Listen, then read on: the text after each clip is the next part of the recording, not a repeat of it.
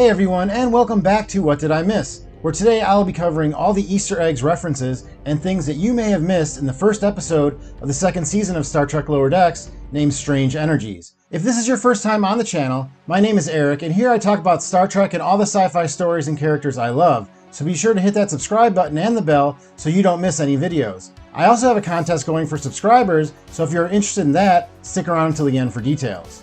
The episode title is a reference to the sci-fi MacGuffin mechanism that Star Trek and other science fiction stories use to move along a plot by using a concept that is never fully explained. In the episode, Commander Ransom receives godlike powers, similar to the character Gary Mitchell, who I will go into further a bit later. But this is after coming into contact with what is referred to as strange energies. In fact, if you look at the Memory Alpha entry for Gary Mitchell, you will actually see the term strange energies used when describing the character's backstory.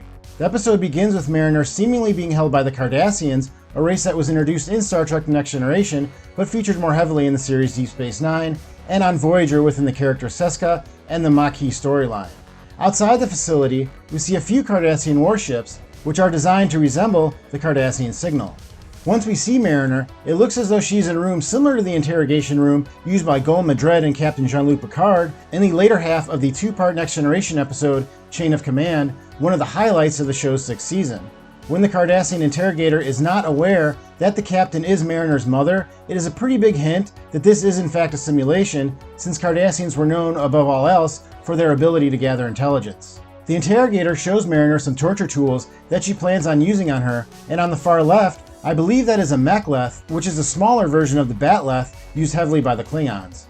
The conversation between the two establishes that the second season picks up at least 2 months after the events of the first season, with Mariner still working well with her mother Captain Freeman and Brad Boimler still on the USS Titan. The episode description, however, states that 3 months have passed since the last episode.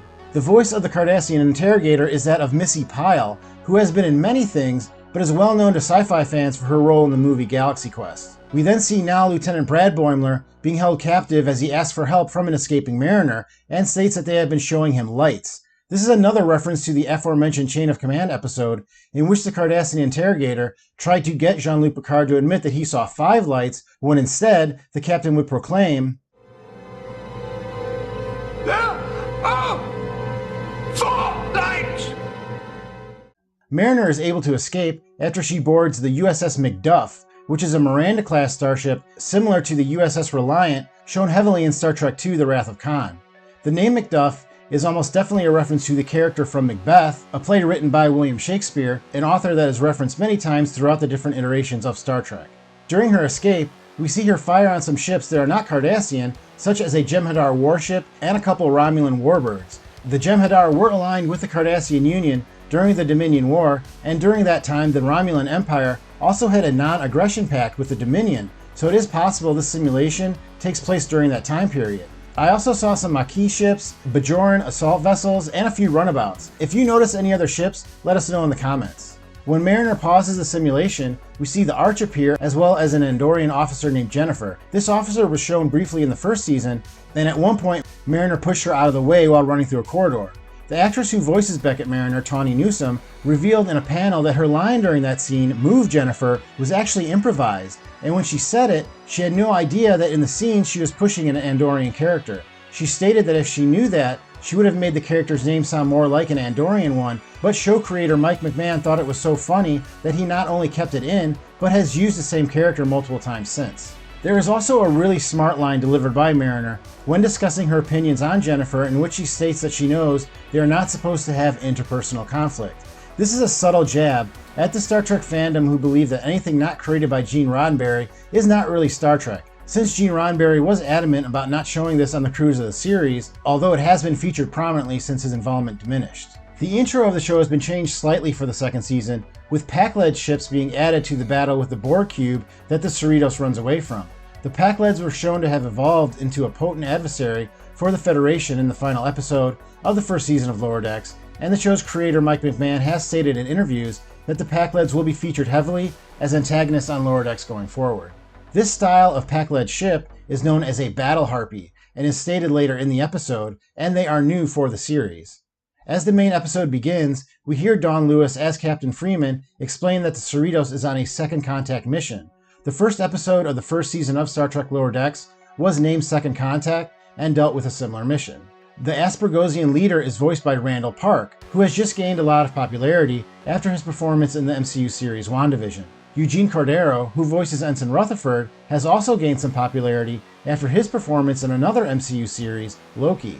Mr. Cordero also has the distinction of portraying characters on Star Trek, Star Wars, and the MCU, as well as briefly appearing on The Office early in his career. Mariner starts to clean the city using a sonic power washer.